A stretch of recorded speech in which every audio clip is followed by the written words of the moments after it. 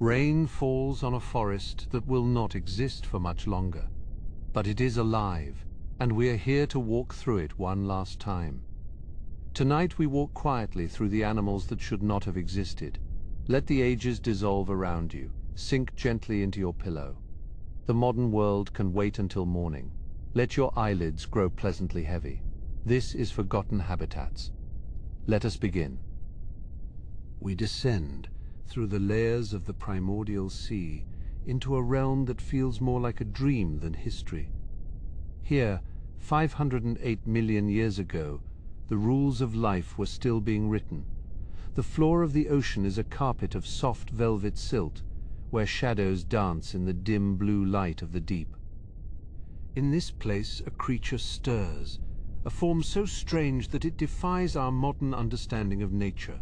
It is called Opabenia, a small, soft-bodied wanderer of the Cambrian depths.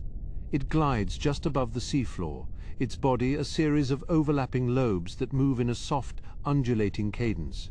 You can see the gentle ripples of its movement, a slow, hypnotic wave that carries it through the brine. There is no haste here, only the measured pace of a life lived in the slow currents of time. Look closely at its head, and you will see 5 eyes, mounted on delicate stalks like mushrooms reaching for the light. 2 pairs look out to the sides, while a single eye stands guard in the center, watching the liquid medium for any sign of movement. It is a face from another reality, a biology that chose a path we no longer see in the landscape of today. The eyes are dark and reflective, catching the faint, shimmering glow of bioluminescent sponges. From the front of its head, a long, flexible nozzle extends, a proboscis that ends in a jagged, grasping claw. This appendage probes the mud, searching for tiny morsels hidden beneath the surface of the silt. It moves with a strange liquid grace, bending and twisting like a finger in the current. The creature is a masterpiece of early evolution, a testament to the wild creativity of the Cambrian explosion. As the Opabenia moves, it passes over a forest of Voxia sponges, their branching forms standing like frozen lightning against the murk. The atmosphere here is thick with the scent of salt and minerals, a cold, mineral-rich soup that sustains 1,000 alien forms. Every movement in the brine is slow, weighted by the pressure of the miles above. You can feel the stillness of the deep, a silence that is only broken by the faint low vibration of the tectonic plates far below. Nearby, a Helicoprion walks upon the seafloor, its slender, stilt-like legs moving with a tentative, delicate measure. It looks like a row of needles stuck into a soft, fleshy tube, with 7 pairs of sharp spines protecting its back. For a long time we did not even know which end was the head or which side was the top. It is a creature that seems to exist in defiance of logic, a fragment of a lost world that remains beautiful in its mystery.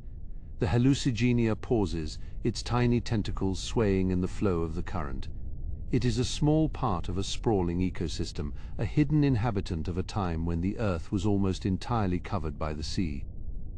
The light from above is a soft indigo haze, barely reaching this far down. It creates a world of deep shadows and soft edges, where every shape is a suggestion and every movement is a whisper. We drift further, following the gentle slope of the continental shelf. The terrain is dotted with Wiwaxia, their bodies covered in overlapping scales and long defensive spikes that glint like obsidian. They look like small armored hills, resting on the mud, moving so slowly that their progress is almost invisible to the eye.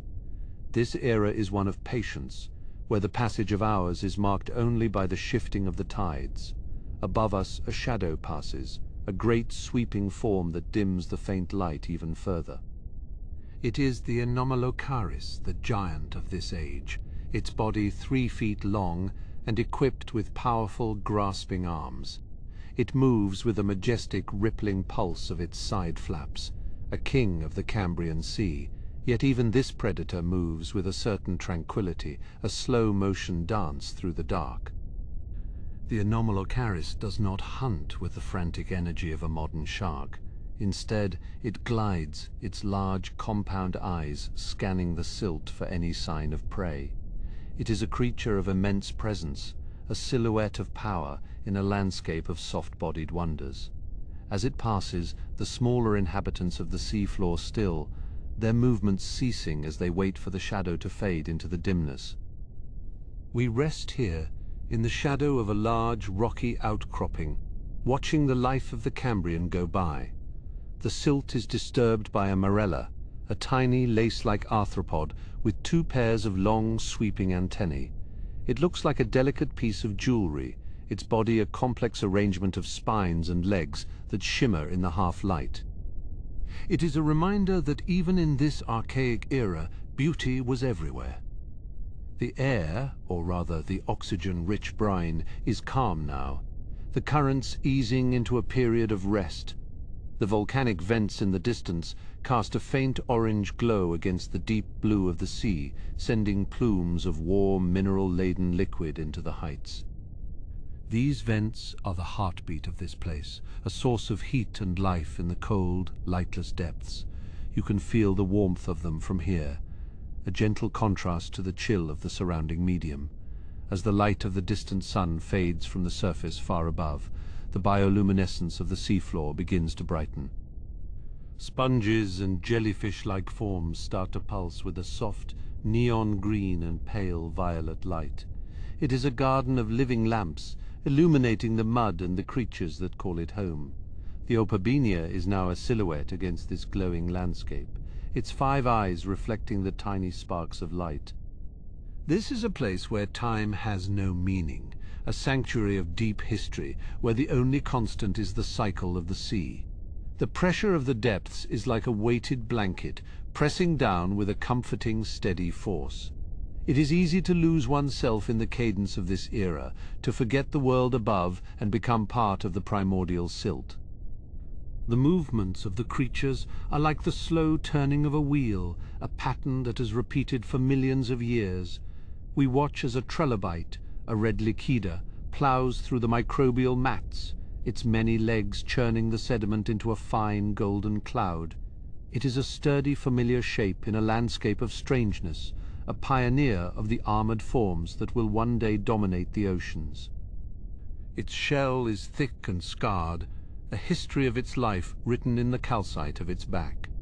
It moves with a purposeful, steady pace, a traveler in a boundless sea.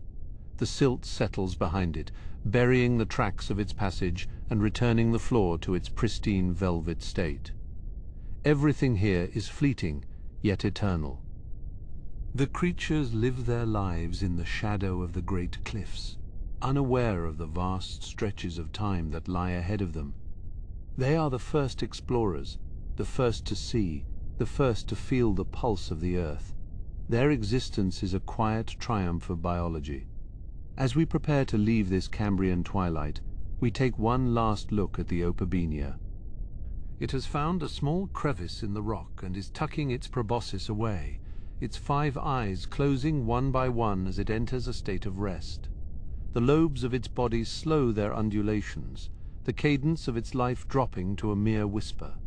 It is at peace, a strange and wonderful inhabitant of a time that should not have been yet was. The shadows deepen as the last of the volcanic glow fades, leaving the seafloor in a state of soft indigo murk.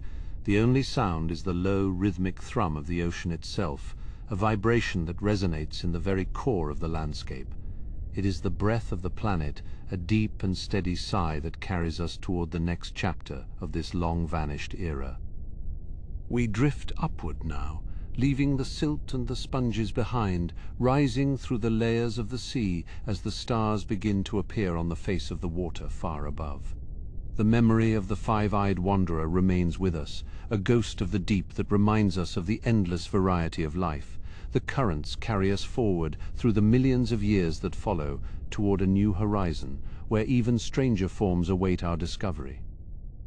The transition is slow and seamless, a movement from the cold depths of the Cambrian toward the warmer, shallower seas of a time yet to come, where the first hints of a different kind of life are beginning to stir in the shadows.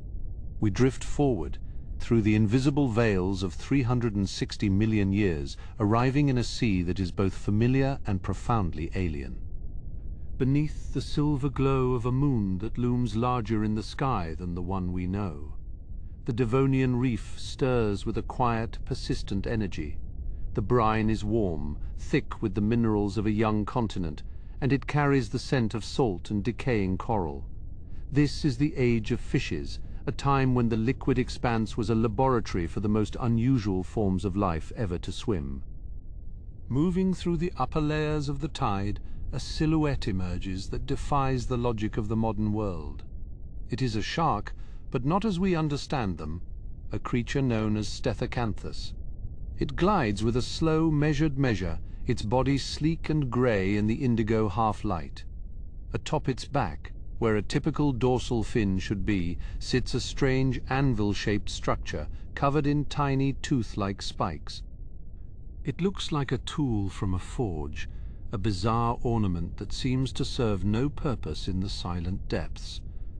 This odd traveller does not hunt with the frantic speed of its later cousins, but moves with a calm, deliberate grace. It pauses above a cluster of sea lilies, the anvil on its back catching the faint light from the surface. On its head, a matching patch of spikes mirrors the structure above, creating a visual puzzle that paleontologists will ponder for eons. We watch as it turns, the movement of its tail creating a soft, rhythmic pulse in the current, a pattern of motion that has remained unchanged for millions of years. Beneath the shark, the seafloor is a tapestry of living stone and undulating glass sponges. Here, the Bothriolepis makes its home, scuttling along the silt on jointed bony arms. It is a fish encased in a box of armor, its head and torso protected by heavy, rectangular plates of bone. It does not swim so much as it crawls, using its stiff appendages to pull itself through the soft mud in search of microscopic morsels. It is a sturdy, archaic design, a testament to a time when protection was more vital than agility. As the Bothriolepis probes the sediment, it stirs up a cloud of golden dust that hangs in the stillness. The creature's eyes, positioned high on its head, look upward, watching for the shadows of predators that may be lurking in the murk. Its armor is etched with intricate patterns, a history of its survival written in the very substance of its shell. There is a quiet dignity in its slow progress, a reminder that life finds a way to thrive even in the most restricted of forms. The landscape begins to shift as we move toward the shallower reaches of a tropical estuary. The salt of the ocean gives way to the brackish flow of a river delta, where the first forests are beginning to take hold of the land. Here, in the Mazon Creek of a future Illinois, the atmosphere is thick with humidity and the smell of wet earth. The light is filtered through the dense canopy of giant club mosses, casting long emerald shadows over the surface of the lagoon. In these murky shallows, a creature appears that seems to belong to a dream. It is the Tully monster, a small, soft-bodied enigma with a tubular body and a long, flexible snout ending in a clawed jaw. Its eyes are held out on the ends of stiff, horizontal bars, giving it a profile that is unlike any other animal in the history of the Earth. It drifts through the weeds, its fins rippling like silk as it searches for soft-bodied prey in the shadows. The Tully monster is a mystery wrapped in a translucent skin, a biological outlier that fits into no known category of life. It moves with a gentle, undulating cadence, its strange eyes scanning the environment for the slightest movement.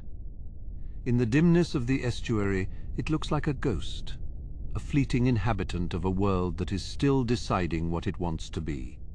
We watch as it vanishes into a thicket of ferns, leaving only a few bubbles in its wake. We transition now from the liquid world to the sodden floor of the great carboniferous coal forests. The oxygen-rich atmosphere is dense and weighted, pressing down with a comforting warmth that allows life to grow to impossible sizes. The ground is a carpet of decaying vegetation, a soft, springy layer of moss and fallen bark that muffles the noise of the forest. The air is still broken only by the occasional creak of a towering lepidodendron tree as it sways in a phantom breeze. Through the ferns, a movement catches our eye, a slow and steady vibration that resonates through the soil. It is the Arthropleura, a millipede the size of a small car winding its way through the undergrowth. Its many legs move in a coordinated wave, a measureless sequence of steps that carries it over logs and stones with ease. Its exoskeleton is dark and glossy, reflecting the dim light of the moon like a suit of polished armor. This giant arthropod is a vegetarian, a peaceful inhabitant of the forest floor that feeds on the rotting hearts of fallen trees. It moves with a quiet, unhurried pace, its long antennae twitching as it senses the world around it. The scale of the creature is breathtaking, a reminder of a time when the very breath of the planet was different, allowing the small to become monumental. It disappears into the hollow of a giant stump, its long body coiling like a rope in the dimness. Above the forest floor, the canopy is alive with the hum of giant wings. The Meganeura, a dragonfly with the wingspan of a hawk, darts through the branches with incredible precision. Its multifaceted eyes catch the moonlight, glowing like twin lanterns in the shadow. It is a master of the sky, a predator that has refined the art of flight long before the first birds will ever take to the atmosphere. It perches on a giant frond, its wings shimmering with iridescent colors. As we move further into the Permian period, the landscape turns more arid, and the lush forests give way to sprawling floodplains and seasonal pools. In one such pool, a Diplocalus rests in the mud, its head shaped like a wide, flat boomerang. This unusual structure acts as a hydrofoil, allowing the creature to lift itself off the bottom with minimal effort. It is a master of the ambush, waiting for a passing fish to venture too close to its hiding place. The Diplocalus is a creature of the margins, a strange experiment in aerodynamic biology that seems out of place in a muddy pond. Its skin is mottled with browns and greens, camouflaging it perfectly against the bottom. It remains perfectly still, its tiny eyes watching the surface of the lagoon for the ripples of its next meal. There is a profound stillness in its posture, a patience that has been honed over millions of years of evolution. In the deeper reaches of the Permian Ocean, another anomaly of nature is patrolling the reefs. The Helicoprion, a shark-like fish, possesses a jaw that defies imagination. Its teeth are arranged in a circular saw-like spiral, a wall of serrated bone that sits in its lower jaw. As it swims, this spiral remains tucked away, a hidden weapon that it uses to slice through the soft bodies of cephalopods in the deep. The movement of the Helicoprion is smooth and powerful, its body designed for endurance in the open sea. The tooth whorl is a biological marvel, a solution to the problem of tooth replacement that resulted in one of the most bizarre structures in the fossil record. It glides through the indigo murk, a silent hunter in a landscape of strange and wonderful forms. The moonlight filters down through the layers of the sea, illuminating the silver sheen of its scales as it passes. We watch as the Helicoprion disappears into the abyss, its spiral jaw a final glimpse of the wonders that this era has to offer. The planet is a place of endless variety, a canvas where evolution paints with the boldest of strokes. Each creature we have seen is a testament to the creativity of life, a reminder that the boundary between the possible and the impossible is thinner than we think. The shadows of the Permian are long and deep, hiding secrets that will remain buried for eons. The landscape begins to quiet as the night deepens, the various inhabitants of this archaic world finding their places of rest. The hum of the insects fades, and the rustle of the giant millipedes grows still. The only remaining vibration is the low, steady pulse of the earth itself, a cadence that connects all living things across the vast stretches of time. We feel the weighted presence of the mountains and the slow turning of the continents as they drift toward their future positions. This journey through the vanished ecosystems of the deep past is a reminder of the fragility and the resilience of life. The animals that should not have existed were, in their time, the masters of their domains, perfectly adapted to a world that we can only imagine. Their stories are written in the stone and the silt, waiting to be read by those who are willing to look. We linger in the half-light, savoring the peace of a landscape that has long since passed away. As we prepare to leave these strange and wonderful creatures behind, we take with us the memory of their forms and the measure of their lives. The transition to the next chapter of our journey is slow and seamless, a movement from the bizarre experiments of the Paleozoic toward the more familiar, yet equally wondrous, giants of the Mesozoic. The stars above remain the same, a constant presence in an ever-changing world, guiding us forward through the millions of years that lie ahead. The transition into the Middle Triassic brings us to a land that feels like a fever dream of biology, a place where the rules of form were still being written in the soft clay of time. Within the dense, humid forests of what will one day be Kyrgyzstan, the atmosphere is thick with the scent of fermenting pine needles and the sweet, heavy musk of gymnosperms. High in the canopy, a creature named Longisquama rests upon a branch of a ginkgo tree, its body draped in shadows. Along its spine, a row of long, feather-like plumes rises toward the dim sky, structures so strange that they seem more like the petals of a flower than the scales of a reptile. These plumes catch the faint moonlight, swaying slightly as a cool breeze moves through the upper leaves, creating a soft, dry rustle that blends with the size of the forest. We watch as the Longisquama shifts its weight, its claws gripping the rough bark with quiet precision.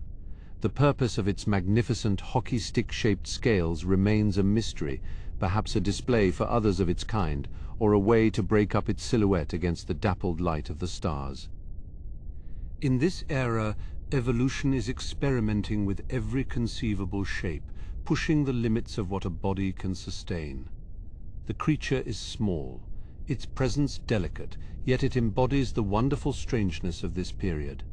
The forest around it is a labyrinth of ferns and giant horsetails, a green world that breathes with a slow, steady pulse, untouched by the footsteps of the giants that are yet to come. Nearby, another inhabitant of this strange canopy prepares for flight, though its method is unlike anything we recognize. Charovipteryx, a tiny reptile with membranes stretched between its long hind legs, launches itself from a high branch, gliding through the twilight like a living kite. Its wings are not on its arms, but on its legs, a design that feels backward and impossible, yet it navigates the spaces between the trees with effortless grace. We follow its silent descent, a pale shape moving through the murk, landing softly on a bed of damp moss.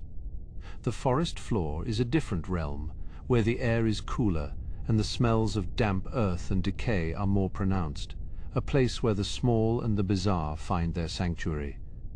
As we move toward the edges of the forest, the landscape opens into a wide, muddy floodplain under the chinless sky.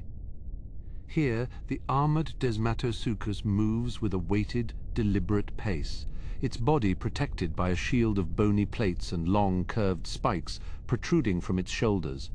It looks like a creature forged from stone and iron, a living fortress designed to withstand the bite of the predators that roam the shadows.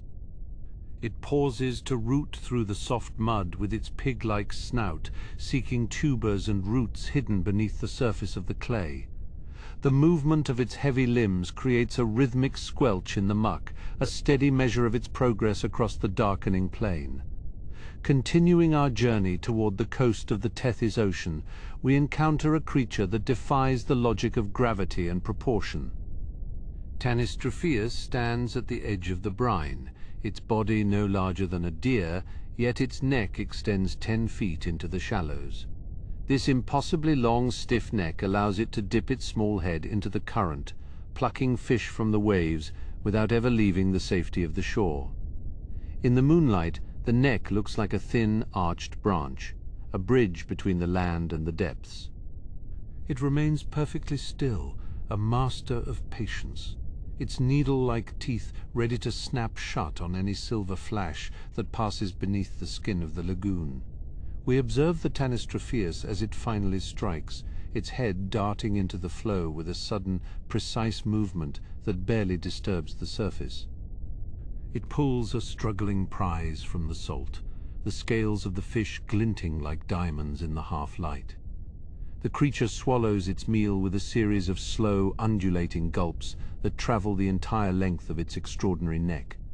The landscape here is one of limestone cliffs and sandy coves, where the tide whispers secrets to the stones. The atmosphere is saturated with the tang of salt and the cool, clean scent of the open sea, a vast expanse that stretches away into the indigo horizon, hiding even more peculiar wonders beneath its waves. In the shallow bays of what will become China, the Attopodentatus grazes on the seafloor, its face a marvel of biological architecture. Its snout is shaped like a hammer or a wide, flat shovel, lined with hundreds of delicate, interlocking teeth that act as a sieve. It moves through the moonlit shallows like a living vacuum, scraping algae from the submerged rocks with its unique jaw. The sight of it is jarring, a creature that seems assembled from the parts of a dozen different animals, yet it is perfectly adapted to its peaceful, herbivorous life. The movement of its tail creates gentle ripples in the silt, which rise and drift like clouds in the clear, dark liquid of the bay. We sink beneath the surface to watch the Attopodentatus in its element, the silence of the underwater world wrapping around us like a heavy blanket. The only noise is the distant, muffled thud of the surf against the reef and the soft scraping of the reptile's teeth against the stone. Bioluminescent plankton sparkle in its wake, tiny points of cold light that illuminate the strange contours of its head. This is a place of profound stillness, where the passage of time is marked only by the slow ebb and flow of the tide. The creature moves with a calm, unhurried energy, a testament to a way of life that has no need for speed or aggression. Returning to the dry land of the Indian subcontinent, we find the Shringosaurus resting in a grove of ancient cycads. This large herbivore possesses a pair of forward-curving horns on its brow, giving it the appearance of a mythological beast. These horns are not for defense against predators, but are likely used in the quiet rituals of its own kind, a way to establish its place in the herd. The Shringosaurus exhales a deep, resonant breath, its large nostrils flaring in the cool night air. The texture of its skin is pebbled and tough, a landscape of its own, weathered by the sun and the dust of the Triassic plains. Two of these horned giants lean against one another in the dimness, their horns occasionally clinking with a soft metallic sound. The mist drifts through the cycad fronds, clinging to their broad backs and cooling their sun-warmed hides. This region is a tapestry of river deltas and fern prairies, a fertile expanse where life thrives in a multitude of forms. The Shringosaurus represents a branch of the reptile family tree that chose a path of strength and ornamentation, a lineage that flourished in the unique conditions of this middle era. We feel the weight of their presence, a grounding force in a landscape that often feels ethereal and fleeting. As the night deepens, the apex predator of the late Triassic Postosuchus emerges from the conifer thickets.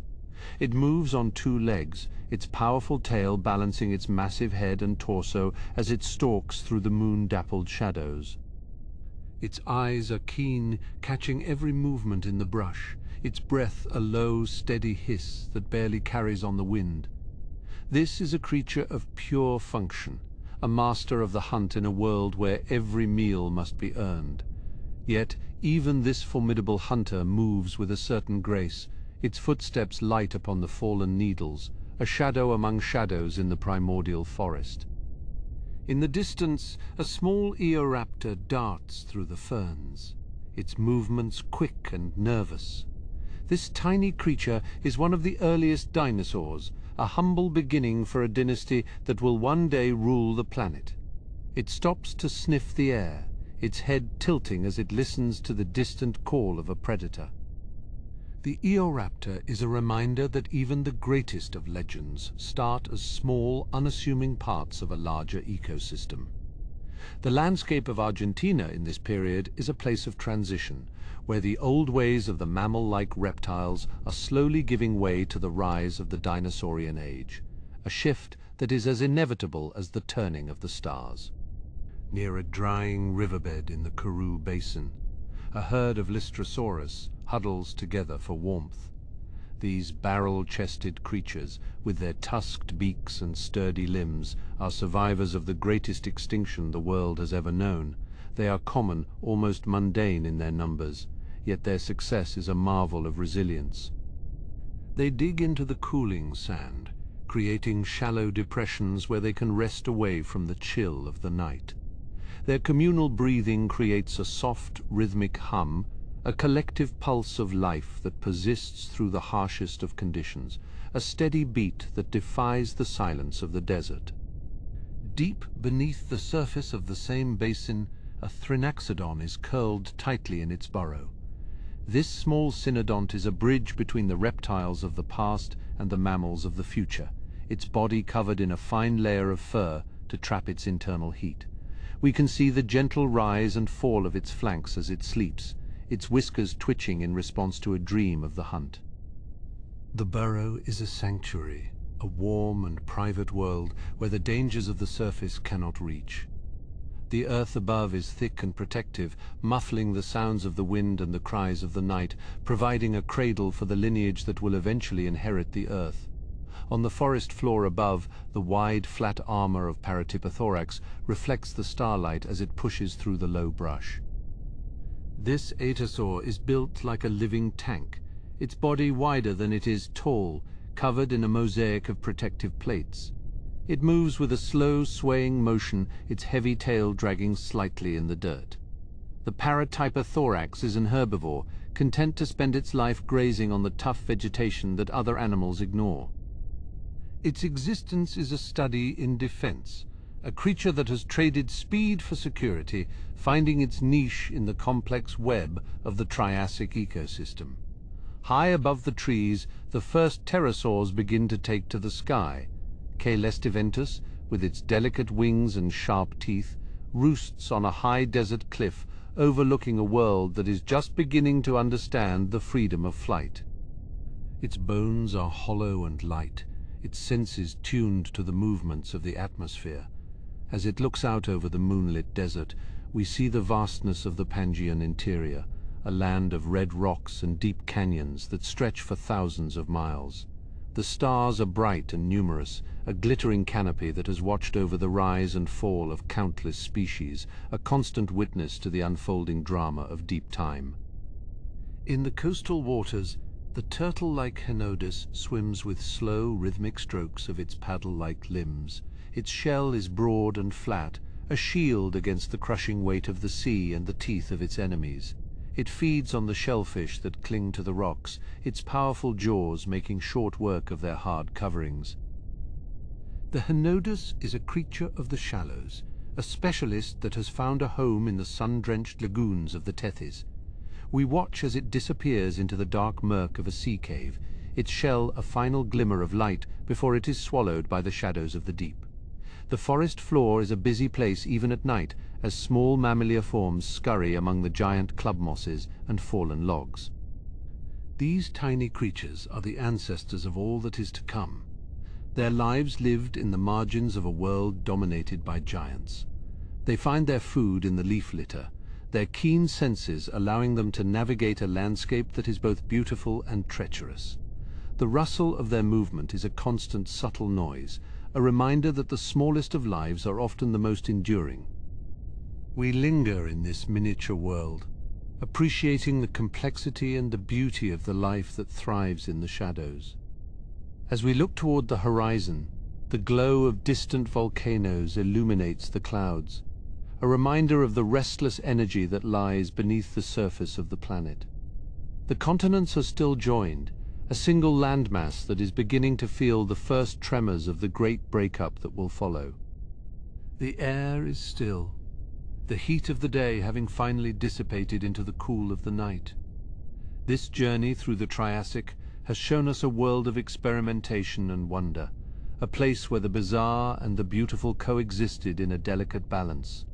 The animals that should not have existed were the pioneers of their time, testing the limits of what life could achieve. We feel the slow, steady movement of the landscape as it eases toward the next great era of our journey. The Triassic is a bridge, a time of transition and discovery that sets the stage for the giants of the Jurassic. The memory of the Longisquama's plumes and the Tanistrophius's neck remains with us, a testament to the endless creativity of the natural world. As the stars begin to fade in the approach of a new dawn, we prepare to leave this strange land behind, moving forward into the deep green heart of the Jurassic, where the scale of life will reach new and unimaginable heights. The transition into the early Jurassic period brings a profound shift in the environment as the singular landmass of the previous age starts its slow, inevitable fragmentation. We find ourselves drifting over a series of lush tropical islands in a region that will one day be known as Europe, though now it is a fragmented paradise of turquoise lagoons and dense green forests. The atmosphere is saturated with a thick, humid warmth, carrying the scent of salt spray and the resinous perfume of towering conifers. Beneath the silver glow of the moon, the landscape appears as a mosaic of deep shadows and shimmering highlights, where the only movement is the gentle sway of palm-like fronds in the evening breeze. As we glide away from the shoreline, the surface of the sea becomes a mirror for the stars, broken only by the occasional ripple of a rising predator. The Tethys Ocean is a cradle of life, its shallow basins teeming with creatures that seem to defy the logic of evolution. Here, the temperature of the liquid is like a warm bath, cradling the giants that roam the open blue. We feel the immense scale of this environment, a place where the boundaries between the sky and the sea seem to blur in the midnight haze. The silence is profound, interrupted only by the rhythmic lap of small waves against the limestone cliffs. Deep beneath the surface of the brine, a shadow of impossible proportions begins to take shape, moving with a grace that belies its size. This is Lidzichthys, a fish so large that it rivals the great whales of the distant future, its body stretching more than 50 feet through the dimness. It moves with a slow, measured cadence, its massive tail fin pushing against the weight of the sea with effortless power. This giant is a filter feeder, a gentle titan of the Jurassic that spends its long life cruising the currents in search of tiny prey. Its scales shimmer with a dull metallic luster in the faint light that penetrates the upper layers of the ocean. We watch as the Lidzichthys opens its cavernous mouth, allowing the flow to pass through its intricate gill rakers, which trap millions of microscopic organisms. The sheer volume of life required to sustain such a creature is staggering, a testament to the productivity of these prehistoric seas. There is no urgency in its movement, only the steady, persistent drive to feed and survive in a world of giants. The giant fish is a living island. Its skin often hosts smaller hitchhikers that find shelter in its wake. It is a creature that should not have existed, a biological marvel that pushes the limits of what a bony fish can become. In the distance, the silhouettes of plesiosaurs patrol the edges of the deep, their powerful flippers cutting through the brine like oars.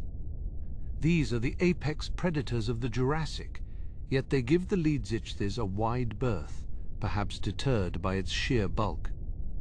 The murmur of the ocean is a constant, low-frequency vibration that we feel in our bones, a reminder of the restless energy of the planet. Above us, the stars are brilliant and clear, their light reflecting off the scales of the great fish as it nears the surface to breathe. The atmosphere is still, the heat of the day lingering in the humid mist that hangs over the lagoons. Leaving the coast behind, we travel inland toward the dense, misty forests of what is now Eastern Asia during the Middle Jurassic. The terrain here is rugged and broken, with steep-sided valleys filled with ginkgo trees and towering tree ferns that reach toward the clouds. The scent of damp moss and decaying wood is strong here, a rich, earthy aroma that speaks of a landscape in a state of constant renewal. The moonlight filters through the canopy in narrow shafts, illuminating the silver-green leaves and the intricate patterns of the forest floor. It is a place of deep shadows and hidden wonders, where the unusual is the norm. High in the branches of an age-old ginkgo, a small, feathered creature prepares to take flight, its form unlike anything we have seen before. This is Yi Chi, a dinosaur that has evolved wings not of feathers, but of stretched skin, much like a modern bat. Its long, bony fingers support a membrane that allows it to glide through the humid haze, a strange experiment in the history of aviation. We watch as it launches itself into the night, its silhouette a jagged, dragon-like shape against the moon. The movement is silent, a ghostly drift between the trunks of the primordial trees. As Yi Chi glides, we notice the fine, hair-like feathers that cover its body, providing insulation against the cool mountain air. It is a creature of the margins, a tiny pioneer that has found a way to exploit the vertical space of the forest. Its large eyes are fixed on a distant branch, its landing precise and delicate as it grips the bark with sharp claws. This strange little dinosaur represents a path not taken by the majority of its kin, a specialized branch of life that flourished in the shadows of the Jurassic. The forest around it is alive with the subtle noises of the night, the rustle of leaves and the distant call of a hidden hunter. Nearby, another unusual resident of the canopy makes its presence known, its tail feathers trailing behind it like delicate silk ribbons. This is Epidexipteryx, a small, non-avian dinosaur that uses its elaborate plumage for display rather than flight. The 4 long feathers of its tail are twice the length of its body, catching the moonlight as it moves through the undergrowth. It is a creature of exquisite beauty, its feathers a complex arrangement of colors and textures that serve as a visual language in the dimness. We observe it as it searches for insects among the ferns, its movements quick and bird-like. The Epidexipteryx is a reminder that the Jurassic was a time of incredible aesthetic experimentation, where life was not just about survival, but about expression. The long tail feathers are a burden in the dense brush, yet they have been preserved by the forces of selection, a sign of their importance in the social lives of these animals. The atmosphere in this part of the forest is cooler, the mist thickening as it rolls down from the volcanic peaks in the distance. We feel the dampness on our skin, a refreshing contrast to the humid heat of the coastal lagoons. The world is settling into a deep, quiet peace, the sounds of the forest becoming more sporadic. We move toward the edge of a slow-moving river, where the banks are lined with thickets of horsetails and cycads. In the shallows, a creature with the flat, scaly tail of a beaver and the sleek body of an otter slips into the current. This is Castorocauda, a mammalia form that has achieved a level of aquatic specialization that was once thought impossible for this era. It swims with powerful strokes of its webbed hind feet, its thick fur trapping a layer of warmth against the chill of the stream. It is a master of this environment, its sensitive whiskers detecting the movement of fish in the murk. The presence of Castorocauda challenges our understanding of early mammalian evolution, showing that our ancestors were far more diverse than simple shrew-like creatures. It dives deep into a pool, its tail acting as a rudder as it pursues a small silvery fish through the submerged roots of a fallen tree. The splash it makes upon resurfacing is a soft, melodic note in the stillness of the night. We watch as it climbs onto a mossy log to groom its fur, the moonlight glinting off the water droplets that cling to its coat. It is a solitary life lived in the quiet corners of a world dominated by giants. Further downstream, the landscape opens up into a wide floodplain, where the river braids into a dozen smaller channels. Here the ground is soft and saturated, a labyrinth of mudflats and reed beds that provides a haven for a variety of strange life forms. We see the tracks of large sauropods in the clay, deep depressions that have filled with rain to become miniature ecosystems of their own. The air is heavy with the smell of sulfur from a distant volcanic vent, a reminder of the tectonic forces that are slowly reshaping the continents. The silence here is weighted, a thick blanket that covers the land as it waits for the dawn. Perched on the limb of a dead conifer, a Darwinopterus surveys the floodplain, its head large and toothy, its body small and compact. This pterosaur is a transitional form, a bridge between the long-tailed species of the past and the short-tailed giants of the future. It remains perfectly still, its leathery wings folded against its sides as it waits for a movement in the reeds below. The Darwinopterus is a specialist, its anatomy a mixture of old and new features that allow it to thrive in this changing landscape. Its presence is a testament to the fluidity of life, the constant shifting of forms to meet new challenges. As we watch, the Darwinopterus takes flight, its wings beating with a dry, rhythmic sound that carries across the open flats. It disappears into the darkness, a shadow among shadows, leaving us alone in the vastness of the Jurassic night. The stars above seem to pulse with a life of their own, their light a constant presence in a world that is otherwise in a state of perpetual flux. We feel a sense of profound connection to this landscape, a realization that the strange creatures we have seen are all part of the same grand narrative. The river continues its slow journey toward the sea, a silver ribbon in the moonlight. In the deep ocean, the Leedsichthys continues its endless cruise, a giant of the brine that has seen the rise and fall of many generations.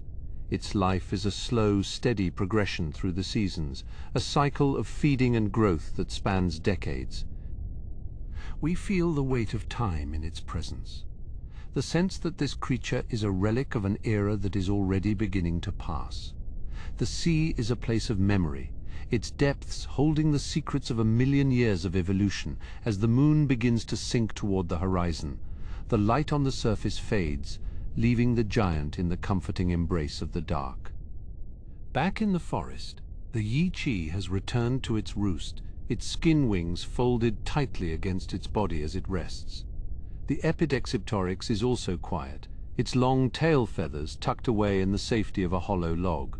The world is at its most peaceful in these hours before the dawn, a time when the struggle for survival is paused in favor of rest. We linger in the stillness, appreciating the beauty of these animals that should not have existed, these experiments in form and function that have left their mark on the history of life. The atmosphere is cool and fresh, the scent of the forest at its most potent. As we prepare to leave this Jurassic landscape, we take one final look at the river, where the Castor Ocauda is still active, its sleek form a dark shape in the silver current. It is a creature of resilience and adaptation, a sign of the enduring nature of the mammalian lineage. The world is changing, the continents moving, the climate shifting, yet life finds a way to persist and flourish in the most unexpected of ways. The memory of these strange giants and tiny pioneers will stay with us as we move forward into the next chapter of our journey. The horizon is beginning to show the first faint traces of light, a promise of the new day to come. The stars are starting to dim, their light swallowed by the approaching dawn as the landscape prepares to wake once more. We feel the slow, steady movement of the earth beneath us, a reminder that we are all travelers in the stream of time. The animals of the Jurassic have shown us a world of wonder and complexity, a place where the boundaries of the possible were constantly being tested. As the first rays of the sun touch the tops of the highest trees, we leave the Middle Jurassic behind, moving toward the even greater spectacles of the late Mesozoic era. The journey continues, the story of life unfolding in a never-ending cycle of birth and discovery. We move now into the late Jurassic, where the scale of life expands beyond the limits of reasonable imagination. The terrain is a tapestry of river systems and open woodlands, where the soil is rich with the scent of decaying conifers and damp earth. Here the giants do not merely walk, they dominate the horizon, their forms so immense they seem to pull at the very fabric of the landscape. Among them, the Brachiosaurus stands as a pillar of biological ambition, its neck reaching toward the canopy like a living tower. It moves with a slow, deliberate grace, each step sending a low vibration through the ground, a tremor that is felt rather than heard. The creature breathes with a deep, resonant huff, the atmosphere passing through its long windpipe in a steady, measured flow. To see such a creature is to witness an impossibility of physics, a mountain of flesh supported by pillars of bone. Its head, small and delicate for its size, clips the soft needles of the high branches, far above the reach of any other herbivore. The moonlight catches the gloss of its eyes, reflecting a calm intelligence that has endured for millions of years. Nearby, the Stegosaurus moves through the lower ferns, its body a study in defensive geometry. The double row of plates along its back stands like a jagged mountain range, catching the silver light of the moon. These structures are not merely armor, they are vessels for heat, cooling the animal in the heat of the day and holding the warmth of the sun as the temperature drops. At the end of its tail, the 4 long spikes, the thagomizer, sway with a gentle, rhythmic motion as it walks. It is a creature of edges and angles, a stark contrast to the rounded curves of the long-necked giants. The low murmur of its digestive system is a constant, low-frequency hum in the stillness of the evening. We travel now to the shores of the Solnhofen archipelago, where the limestone mud is fine and soft. Here, a small creature hops between the cycad branches, its feathers shimmering with a faint iridescent sheen. This is Archaeopteryx, the celebrated bridge between the scaled past and the feathered future, a mosaic of evolution caught in a single moment. Its wings are clawed, its tail is long and bony, yet it possesses the plumage of a bird. It pauses to preen, the rasp of its beak against the quill of a feather, a sharp, tiny noise in the quiet lagoon. The atmosphere here is thick with the scent of salt and rotting seaweed, a primordial coastal brew. In the shallow depths of the lagoon, the Rhamphorhynchus glides just above the brine, its long, needle-toothed beak ready to snap. Its tail ends in a diamond-shaped vein, acting as a rudder in the night breeze. The movement is effortless, a testament to the mastery of the skies that these leathery-winged reptiles have achieved. Moving forward into the early Cretaceous of what will one day be Africa, we encounter the Nigersaurus. This animal is a marvel of specialization, its wide, shovel-shaped snout positioned low to the ground. It does not lift its head to the trees, but instead vacuums the lush carpets of ferns that grow along the riverbanks. Its skull is translucent, so light that it seems it might shatter, yet it is perfectly designed for its task. Thousands of tiny teeth line its mouth, a biological combine, harvester that processes the greenery with mechanical efficiency. The pulse of the river is a constant companion to its feeding, a steady beat that governs the life of the delta. In the same region, the Ouranosaurus displays a magnificent sail along its spine, a tall ridge of bone and skin. This structure serves as a billboard for communication and a tool for temperature regulation, a striking silhouette against the twilight sky. It moves with a bipedal gait, its heavy tail acting as a counterweight to its sturdy torso. We shift our focus to the Gobi Desert of the late Cretaceous, a place of shifting sands and hidden oases. Out of the dust emerges the Therizinosaurus, a creature that defies every expectation of a predatory lineage. It is a giant, pot-bellied herbivore, but its arms are tipped with 3-foot-long, scythe-like claws. These talons are not for hunting, but for reaching high into the trees to pull down branches or for defending against the terrors of the desert. The sight of these massive blades glinting in the starlight is a reminder of the strange paths evolution can take. The animal moves with a slow, heavy-set waddle, its feathers rustling like dry grass. Beside a drying lake bed, the Deinocheirus stands, its humped back and duck-like bill giving it a truly bizarre appearance. It is a scavenger and an omnivore, using its immense 3-clawed hands to dig for roots or scoop fish from the mud. It is a survivor, a giant that has found a niche in the margins of the world. In the southern reaches of the Americas, The Carnotaurus stalks the scrubland, its head adorned with two stout horns. Its arms are vestigial, tiny limbs that seem almost comical on such a powerful predator. It is built for speed, its long legs designed for sprinting across the open plains in pursuit of its prey.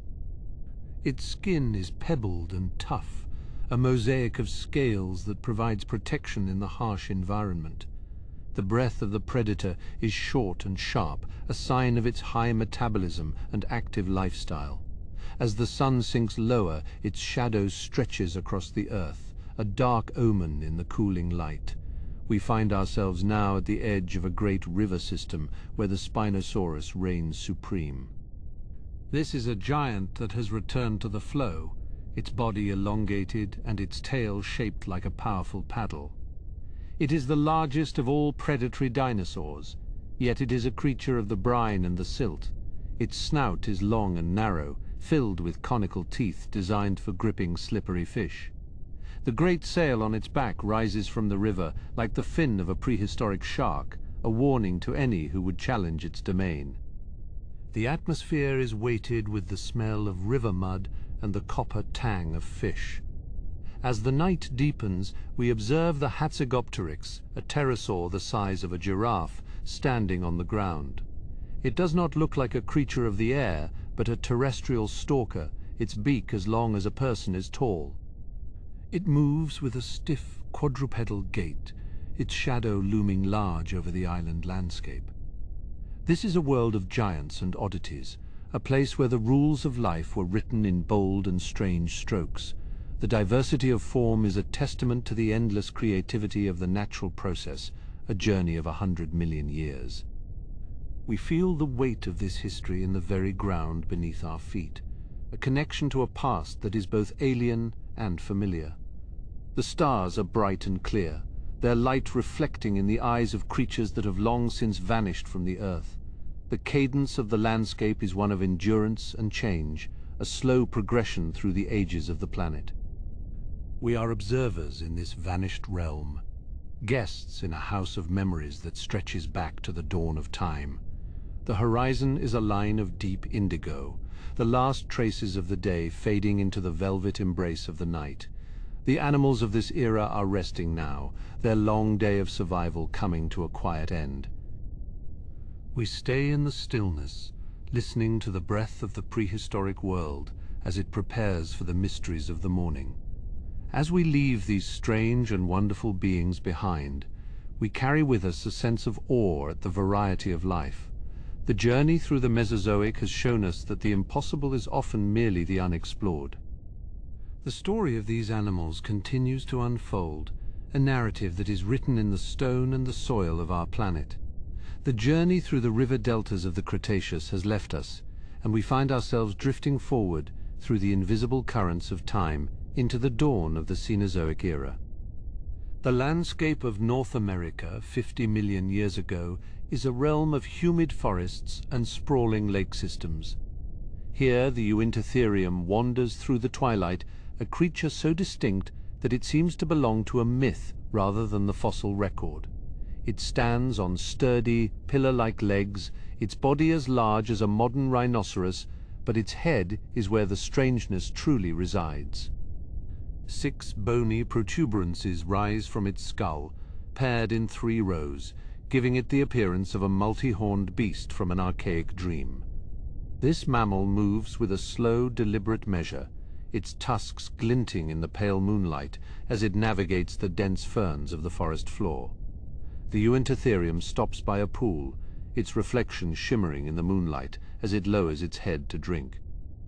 The tusks, long and curved, extend from its upper jaw, yet it is a peaceful grazer, using these formidable weapons perhaps for display or defense. The atmosphere is thick with the scent of flowering plants, a new addition to the botanical palette of this age. We watch as it moves with a slow, measured gait, the soft crunch of damp leaves beneath its feet, the only noise in the quiet night. This is a mammal that experimented with form, pushing the boundaries of what a herbivore could be before its lineage eventually faded into the earth. The night is cool, the humidity of the earlier day giving way to a refreshing chill that rolls off the mountains. We stay in the presence of this giant for a moment longer, appreciating the unique geometry of its skull and the steady, calm pace of its life. The stars are distant and cold, watching over a landscape that is still finding its way in the wake of the giants. As we leave the Eocene forests behind, the climate shifts, becoming cooler and more seasonal. We travel to the arid plains of Central Asia during the Oligocene, where the shadows are long and the wind carries the scent of dry grass. On the edge of a drying lake, a scavenger of immense proportions prowls the shoreline. This is Andrewsarchus, a creature known only from a single massive skull that hints at a body of terrifying scale. It is a hoofed carnivore, a member of a group that includes the ancestors of goats and sheep, yet it has evolved into a formidable predator. Its jaws are long and filled with crushing teeth, capable of splintering bone with ease. The Andrewsarchus moves with a low, predatory grace, its eyes scanning the horizon for any sign of movement. The moonlight catches the coarse fur on its back, a tawny color that blends into the scrubland. It is an evolutionary outlier, a giant that should not have existed according to the typical rules of mammalian development. We observe it as it pauses, sniffing the breeze, its presence a reminder of the unexpected paths that life can take. The silence of the Oligocene night is profound, broken only by the distant call of a primitive bird as the great beast fades into the murk of the hills. The terrain is rugged, a mosaic of rock and hardy shrubs that cling to the parched soil. The flow of time pulls us deeper into the past, far beyond the age of mammals and dinosaurs, to a world that is nearly unrecognizable. We arrive in the Carboniferous period 300 million years ago, where the oxygen levels are much higher than those we know. The forests here are composed of giant club mosses and horsetails that reach 100 feet into the humid sky. In the undergrowth, the damp soil teems with life that has reached sizes that seem impossible. A movement in the leaf litter catches our eye, a ripple of armor and legs that stretches for nearly 9 feet. This is Arthropleura, the largest land invertebrate to ever walk the planet. It is a relative of the modern millipede, but scaled to the size of a small car. Its body is composed of 30 segments, each protected by a tough, leathery plate that overlaps like the shingles on a roof. It moves with an undulating motion, its many legs working in perfect coordination to carry it over fallen logs and through dense ferns. The sight is mesmerizing and slightly unsettling, a relic of an era when the atmosphere supported giants of the insect and myriapod worlds. The air is rich and saturated, providing the fuel needed for such a massive, cold-blooded body to function. We follow its trail through the moss, a path of flattened vegetation that marks its passage through the primordial woods. High above the forest floor, a shadow darts through the canopy with incredible speed. This is Meganeura, a dragonfly with a wingspan of over 2 feet, its multifaceted eyes catching the faint bioluminescence of the swamp. It is a master of flight, its 4 wings moving independently to allow for hovering and sudden bursts of pursuit. The hiss of its wings is a low vibration, a hum that resonates through the haze of the night. In this era, the rules of biology allowed for such wonders, creating an ecosystem where the small became large and the familiar became alien. We descend into the tepid pools of the Carboniferous swamp, where the water is dark and stained with tannins from the decaying vegetation. Here we find the Diplocalus, an amphibian with a head shaped like a boomerang. 2 long, bony projections extend from the sides of its skull, creating a wide, flat plain that likely acted as a hydrofoil. It rests on the muddy bottom, its small eyes looking upward, waiting for a passing fish or insect. This bizarre anatomy is a testament to the specialized niches that life occupied in the ancient wetlands, a design that served its purpose for millions of years. The swamp is alive with the sounds of insects and the splashing of early tetrapods. a symphony of life that is both busy and tranquil. We feel the warmth of the mud and the stillness of the pool as we observe this strange flat-headed hunter. The scene shifts once more, plunging us into the Devonian seas, the age of fishes. The ocean is a place of fierce competition and strange defenses. We see a shark, but it is like no shark we have ever encountered. This is Stethecanthus, a small predator with a bizarre structure on its back. Instead of a typical dorsal fin, it bears a flat-topped brush of denticles, resembling an anvil or a coarse sponge. Its head is also covered in similar spikes, a mystery of evolution that may have played a role in mating rituals or as a deterrent to larger predators. The Stethecanthus swims through the coral reefs, its movements fluid and cautious. In the distance, the massive silhouette of a Dunkleosteus passes by, its armored head and shearing jaws a constant threat. The sea is a mosaic of silver and blue, the light from the surface filtered through layers of brine until it becomes a soft, ethereal glow. We feel the pressure of the deep, the weight of the ocean above us, as we witness the early experiments in vertebrate design. Each creature is a pioneer, a link in the long chain of survival that leads toward the future. Our journey takes us even further back, to the very explosion of complex life in the Cambrian period, 500 million years ago. We are on the sea floor of a tropical sea, where the diversity of form is at its most chaotic and creative. Emerging from the silt is Hallucigenia, a creature so strange that its first reconstructors could not tell which end was the head or which side was the top. It is a small, worm-like animal with 7 pairs of long, stilt-like legs and a row of stiff spines along its back. It looks like something conjured from a fever dream, a tiny enigma of the primordial ooze. Nearby, the Opabenia scurries across the sand, its 5 eyes mounted on stalks, providing it with a nearly panoramic view of its surroundings. From the front of its head, a long, flexible nozzle extends, ending in a clawed tip used to grasp prey. It is a creature that defies classification, a unique branch on the tree of life that left no modern descendants. The way it moves is a delicate dance of fins and appendages, a marvel of early engineering. The seafloor is a garden of sponges and primitive trilobites, all illuminated by the faint, shimmering light of the moon above. The apex predator of this miniature world glides through the current above the reef. Anomalocaris, the unusual shrimp, is a giant of its time, reaching 3 feet in length. It has large, compound eyes and 2 segmented arms that it uses to pull prey toward its circular, tooth-lined mouth. Its body is flanked by a series of swimming flaps, allowing it to move with a grace that belies its predatory nature. We watch as it circles a cluster of trilobites, a master of its domain. The night on the Cambrian seafloor is a time of quiet activity. The sediment drifts through the water like fine snow, covering the shells and carapaces of the dead and the living alike. We feel a sense of profound connection to these long-vanished beings, the distant ancestors of everything we know. The complexity of their forms is a reminder that the path of evolution is not a straight line, but a sprawling thicket of possibilities.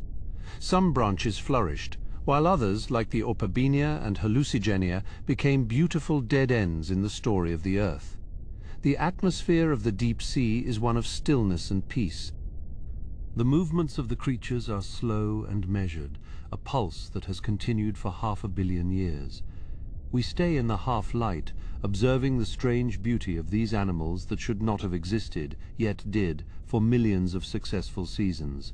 The memory of their existence is preserved in the stone of the mountains, a silent record of a time when the world was young and full of wonder.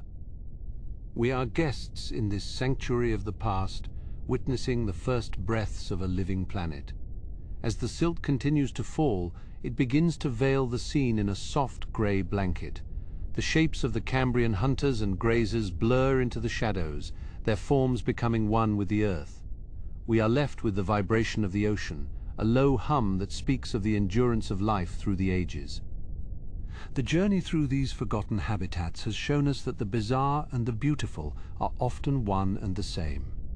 We carry these images with us as we drift toward the next chapter of our exploration. The transition from the deep sea to the shores of the future is a gentle one.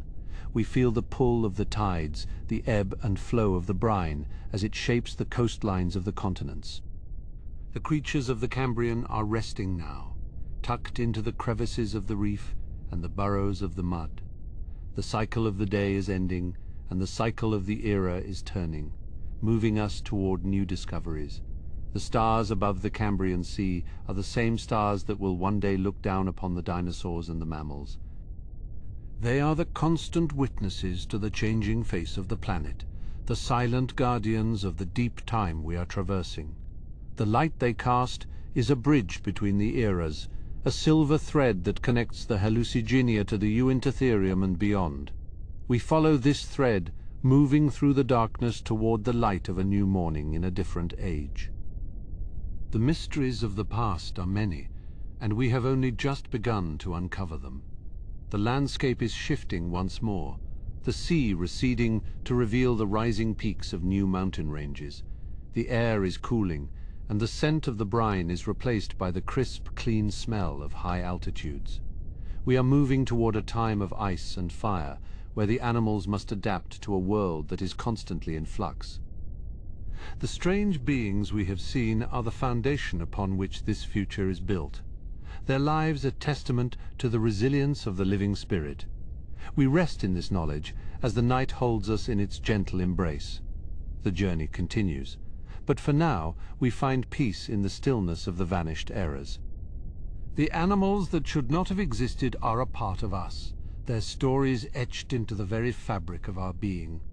We listen to the faint murmur of the earth, the slow heartbeat of the planet as it dreams of the ages to come. In the next stage of our journey, we will encounter the giants of the ice, the woolly wanderers of the frozen north, as we continue our path through the forgotten habitats of time.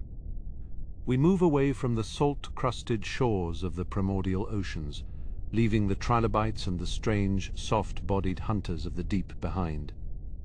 The cooling currents of the sea give way to the humid, sun-drenched forests of the Eocene, a time when the planet is draped in a mantle of emerald green. The transition is a quiet one, a gradual shifting of the light as we ascend through the layers of time. We find ourselves standing in a place that will one day be known as the American West, though now it is a subtropical paradise of palms and broad-leaved trees. The atmosphere is thick with the scent of damp earth and the sweet, dense fragrance of blooming magnolias. A gentle breeze stirs the canopy, causing the large leaves to whisper to one another in a language of rustles and sighs. In the distance, the silhouette of a Uintatherium emerges from the morning haze. It is a creature that defies the logic of the modern age, a massive herbivore with a head adorned by 6 bony knobs and a pair of downward curving tusks. The animal moves with a measured, deliberate pace, its broad feet pressing softly into the mossy ground. It is a peaceful giant, a survivor from a time when the boundaries of evolution were still being tested in the great laboratory of the Cenozoic. We watch as it pauses to browse on the succulent leaves of a low-hanging branch. Its movements are slow and steady, a persistent measure that mirrors the pulse of the forest itself, undisturbed by the passage of centuries. The light in this era has a golden, honey-like quality, filtering through the dense foliage in long, dusty beams. It illuminates the floating specks of pollen and the delicate wings of primitive insects that dance in the stillness of the morning. As we move deeper into the woods, the terrain shifts, leading us toward the edge of a wide, shimmering lake. The skin of the pool is as smooth as glass, reflecting the pale lavender of the early morning sky and the dark shapes of the mountains. A group of small, horse-like creatures known as Helicoprion are gathered at the edge of the stream. They are slender and graceful, their large eyes scanning the surroundings for any sign of movement among the ferns. They drink with quick, dainty sips, their ears twitching at the slightest noise. This era is full of hidden dangers, yet in this moment there is only the cool touch of the flow and the warmth of the rising sun. The journey takes us across the globe to the sun-scorched plains of North Africa. Here the terrain is dominated by the Fayum Depression, an immense expanse of mangroves and river deltas that teems with life. We encounter the Arsenortherium, a beast that looks as though it were carved from the very rock of the earth. Its most striking feature is the pair of massive hollow horns that rise from its snout like the twin peaks of a mountain range. The Arsenortherium stands knee-deep in the murky depths of a swamp, its grey skin glistening with moisture. It is a solitary figure, a guardian of the shallows that seems to belong to an age of myth and legend. Nearby, a group of Moeritherium wade through the reeds. These are the early ancestors of the elephants, though they look more like small hippos as they forage for aquatic plants in the slow-moving current. They move with a gentle bobbing motion, their short trunks snuffling at the mud. The murmur of their feeding is a low, wet gurgle that blends with the chorus of frogs and the distant call of a crane. The sun turns to set over the Fayum, painting the sky in shades of bruised purple and burnt orange. The heat of the day persists in the sand, a warm breath that rises from the ground as the shadows lengthen across the delta. We travel eastward to the rugged highlands of Mongolia. The landscape here is harsher, a sprawling scrubland of tough grasses and rocky outcrops that stretch toward the horizon under a pale moon. In the fading light we see the form of an Andrewsarchus prowling along a dry riverbed. It is a predator of immense proportions with a long, powerful skull and teeth designed for crushing the bones of its prey. Despite its fierce reputation, the Andrewsarchus moves with a quiet, feline grace. It is a creature of the Twilight, a shadow among shadows that navigates the terrain with a focused intensity and a low, rumbling growl. The atmosphere in the Mongolian highlands is crisp and thin, the chill of the coming night already biting at the edges of the warmth. We feel the vibration of the wind as it whistles through the stones, a lonely note that speaks of the isolation of this high plateau. In the distance, the massive shapes of Paraceratherium are visible against the starlit sky. These are the largest land mammals to ever walk the earth, their long necks reaching high into the canopy of the scattered trees to find the greenest leaves. They move like slow-motion clouds across the steppe, their presence a grounding force in the shifting landscape. Their size is almost incomprehensible, a testament to the abundance of the Oligocene epoch and the strength of the living spirit. The night is a time of rest for many, but for others it is a period of activity. We hear the low, guttural vibration of an entelodon, a pig-like scavenger with a face covered in bony lumps and a jaw of incredible power. The entelodon is a creature of raw strength, its body a mass of muscle and grit. It moves through the dimness with a confident stride, its hooves clattering against the sun-baked earth and the scattered stones of the plain. We find ourselves back in the heart of the North American continent, in the region that will one day be known as the Badlands. The terrain is a labyrinth of volcanic ash and eroded gullies, a starkly beautiful landscape of greys and whites. A herd of Brontotheres is gathered in a sheltered valley, their massive bodies huddling together for warmth. These beasts, with their Y-shaped horns and sturdy frames, are the masters of the plains during this age-old cycle. The calves are tucked safely in the center of the herd, their breathing a soft, steady pulse that rises into the cold night. The stars above are bright and clear, a canopy of silver diamonds that watches over the sleeping giants. In the nearby forests, the hyaenodon is on the hunt. It is a sleek, efficient predator, its eyes glowing with a faint, reflected light as it moves through the undergrowth of the riverine woods. The hyaenodon is a master of stealth, its paws treading lightly on the fallen needles of the conifers. It is a vital part of the ecosystem, a force that keeps the balance of life in check while the rest of the land sleeps. The transition from the Eocene to the Oligocene is marked by a gradual cooling of the planet, a shift that is reflected in the changing flora and fauna.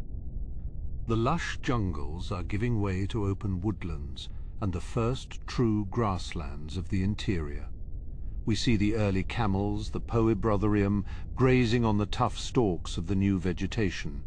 They are small and delicate, a far cry from the desert dwellers that will one day walk the sands of the future. Their movements are quick and nervous, a sharp contrast to the slow, weighted gait of the Brontothers. They are the pioneers of a new way of life, one that will eventually lead to the great migrations of the ice ages to come. The landscape is a patchwork of old and new, a place where the strange survivors of the past meet the innovative forms of the future. It is a world in flux, a tapestry of life that is constantly being rewoven by the hand of time. We drift toward the coast, where the Tethys Sea still laps at the shores of the continents. The brine is warm and inviting, a cradle for the first truly massive whales that have returned to the deep. The Basilosaurus glides through the currents, its long, eel-like body undulating with a rhythmic grace. It is a creature of the open ocean, a hunter that rules the depths with an effortless power and a silent, predatory focus. Its call is a low, haunting moan that carries for miles through the brine, a song of the deep that echoes the primordial music of the spheres. We follow it as it dives, the light fading into a deep, indigo blue. The floor of the sea is a garden of corals and sponges, a vibrant place that remains hidden from the sun. Here the Dorudon play in the kelp forests, their sleek bodies twisting and turning in the gentle flow of the tide. The night holds the ocean in a gentle embrace, the surface of the tide reflecting the silver light of the moon. We feel the pulse of the tides, the ebb and flow of the brine as it shapes the coastlines of the continents in the dark. As we return to the land, we find the animals of the Oligocene easing into their nightly routines. The Pyrotherium of South America is resting in a grove of palms, its trunk curled tightly against its chest as it dreams of the morning. The Borhena watches from a rocky ledge, its keen ears picking up the faint noises of the nocturnal world. It is a silent observer, a witness to the unfolding drama of the prehistoric night and the shifting of the seasons. The journey through these forgotten habitats has shown us the incredible diversity of life, the strange and beautiful forms that have graced our planet through the ages. We are part of this story, a single thread in the boundless tapestry of time. The atmosphere is cooling further now, and the first hints of frost are appearing on the leaves of the dawn redwoods. We are moving toward a time of ice and snow, where the giants of the north will reign supreme in a landscape of white. The mysteries of the past are many, and we have only just begun to uncover them. The landscape is shifting once more, the forests receding to reveal the rising peaks of new mountain ranges and the frozen valleys of the future. We rest in this knowledge as the shadow holds us in its gentle embrace. The journey continues, but for now we find peace in the stillness of the vanished eras and the quiet breath of the sleeping mammals. The animals that should not have existed are a part of us, their stories etched into the very fabric of our being. We listen to the faint murmur of the earth, the slow heartbeat of the planet as it dreams of the ages to come. In the final stage of our journey, we will encounter the ultimate survivors, the creatures that weathered the storms of the Pleistocene and paved the way for the world we know today. The frost creeps across the Pleistocene tundra, turning the low shrubs into delicate sculptures of ice. We move through the biting chill of the Siberian plains, where the wind carries the scent of dry grass and frozen earth. Here the great woolly mammoths roam, their shaggy coats shielding them from the sub-zero temperatures of the northern night. A lone bull stands atop a windswept ridge, his silhouette sharp against the indigo sky. His tusks, long and spiraled, reach toward the stars like ivory monuments to a lost age. He exhales a plume of mist that hangs in the still atmosphere, a brief ghost of warmth in the freezing expanse. The mammoth moves with a slow, deliberate grace, his massive feet crunching through the crust of the snow. He is a titan of the permafrost, a creature built for a landscape that demands endurance and strength. Below him, the rest of the herd gathers in a sheltered depression, their bodies huddling together for warmth as the moon climbs higher. Further south, the landscape shifts into the sprawling grasslands of the North American interior. The mammoth's cousin, the American mastodon, browses in the dense thickets of spruce and pine. These animals are shorter and more heavily muscled, their teeth adapted for crushing the woody stems of the forest edge. The mastodon moves through the shadows of the conifers, its presence signaled only by the snapping of twigs and the low, resonant rumble in its chest. It is a creature of the deep woods, a silent ghost that haunts the margins of the receding glaciers. The scent of pine resin and damp needles fills the night, a sharp and clean aroma that speaks of the coming spring. In the high steppes of Central Asia, we encounter a creature that seems to belong to the realm of myth. The Elasmotherium, often called the Siberian unicorn, stands taller than a man at its shoulder. A single colossal horn rises from its forehead, a weapon of bone and keratin that reaches toward the heavens. This rhinoceros of the ice is covered in a coat of dense brownish hair, its body a powerhouse of muscle and bone. It grazes on the tough grasses of the steppe, its head lowered as it searches for sustenance beneath the dusting of snow. The horn catches the pale light of the stars, a gleaming spike that defines its strange and wonderful profile. We watch as the Elasmotherium moves into the shelter of a rocky outcrop, its breath coming in steady, rhythmic puffs. It is a solitary wanderer, a survivor of a lineage that has endured for millions of years. The silence of the steppe is profound, broken only by the occasional howl of a distant wolf or the cracking of ice in a nearby stream. Our journey takes us across the land bridge to the southern continent, where the Pleistocene reveals its most unusual inhabitants. In the plains of South America, the Megatherium rises on its hind legs to reach the high branches of a flowering tree. This giant ground sloth is as large as an elephant, its claws curved and powerful. The Megatherium moves with a surprising fluidity, its weight supported by its massive tail and thick hind limbs. It pulls a branch toward its mouth, its long tongue stripping the leaves with ease. The scent of night-blooming jasmine and damp earth rises from the forest floor, a tropical counterpoint to the frozen north. Nearby, a glyptodon grazes in the tall grass, its body encased in a dome of bony armor. It resembles a giant armadillo, its shell a masterpiece of biological engineering that protects it from the predators of the pampas. Its tail, tipped with a spiked club of bone, rests quietly on the ground. The glyptodon is a slow and methodical grazer, its life governed by the steady pace of the seasons. It moves with a gentle swaying motion, its armored plates clicking softly as it navigates the uneven terrain. The moon reflects off the geometric patterns of its shell, creating a mosaic of silver and shadow. As the night deepens, we find ourselves on the shores of a glacial lake in the high Andes. The Macrauchenia stands at the edge of the channel, its long neck and camel-like body reflected in the still brine.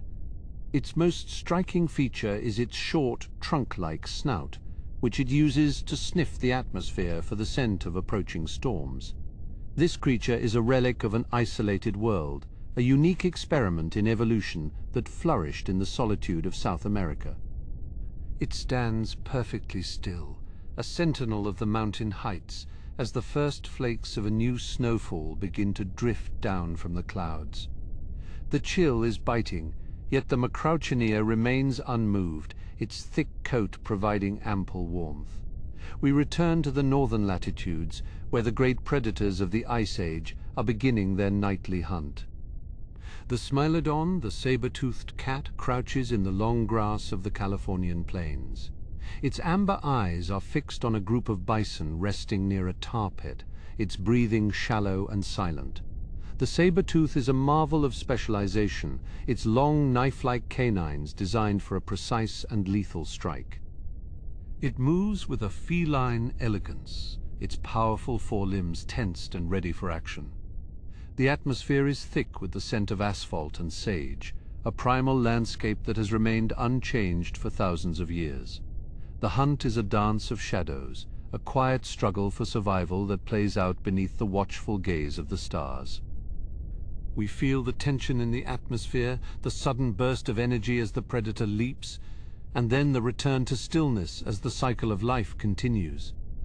The night is a witness to these age-old dramas, a silent observer of the struggle and the grace. In the caves of the European mountains, the great cave bear is settling in for its long winter sleep. It has spent the autumn gorging on berries and nuts, its body now laden with the fat necessary to survive the coming months of frost. The cave is a sanctuary of stone and shadow, a place where the passage of time is marked only by the slow drip of water from the ceiling. The bear's breath is a slow, steady pulse, a sign of the life that persists even in the depths of winter. It is a creature of the earth, a dweller in the dark who finds peace in the silence of the mountain. We leave it to its dreams, moving back out into the moonlight, where the landscape is illuminated in a pale, ethereal glow. The era of the giants is drawing to a close, yet their legacy remains etched into the landscape of our planet. These animals that should not have existed were the architects of their ecosystems, the masters of a world that was both harsh and beautiful. They remind us of the resilience of life and the endless variety of forms that nature can create. We stand on the threshold of a new age, where the ice will retreat and the forests will return. The mammoths and the ground sloths will fade into the mists of history, leaving behind only their bones and the stories we tell of them. The atmosphere is cooling, the stars are fading, and the landscape is turning toward the dawn. As we rest in the quiet of this vanished era, we feel a sense of profound peace. The journey through deep time has shown us the wonders of the primordial world, the strange and beautiful creatures that have shared our home. We are part of this enduring story, a single breath in the long history of the earth. The shadow of the Pleistocene holds us in a gentle embrace, the silence of the snow providing a blanket for our thoughts. We listen to the faint murmur of the wind, the slow heartbeat of the planet as it dreams of the future. The animals of the ice are at rest, and so are we, as the cycle of the ages moves ever forward into the light. Thank you for wandering through deep time with me tonight. Until next time on Forgotten Habitats, sleep well.